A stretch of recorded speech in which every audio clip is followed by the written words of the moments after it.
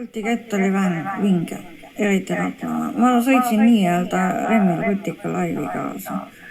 Aga kahjuks valitsus võttis ikkagi need vastu otsuse.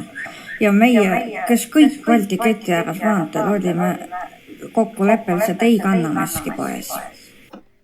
Kõik, kes me Balti ketil osalesime, me ei luba kehtestada maskide andmed. Mitte ükski, kes seal oli, ei tohiks seda teha oma kodukandis. Me ei lase ennast piirata inimeste pärast, kes on oma loomuliku eluaja lõpus. Suri 2 78-aastane ja 87-aastane naine. Valitsus otsus siiski minus nii palju massakat tekkis, et ma tahaks jälle olla haiglas nagu üks Mai Eitskuppi naine, kes täna kukkus tabasse. Ja edastada saalt haige voodist otse sõnumeid. USA-s leidus üks, kes on vaktsiinivastane endiselt. Masendus on ikka nii suur. Vähe sellest, et ma ei saa enam kuhugi. Ei saa ma ka viirust hankida, et ma oma vaevades pääseks.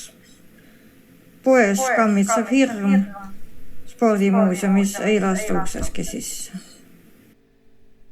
Poes kardan turva ja kui kõik maskid on nagu eelmine kord, ei saa ma ka haigust. Ja muuseumisse kinasse ei pääse ma sissegi. See teeb nii haige. Kas tõesti mingit rohtu selle kiige vastu ei ole? Kas tõesti peab Seederi saatus?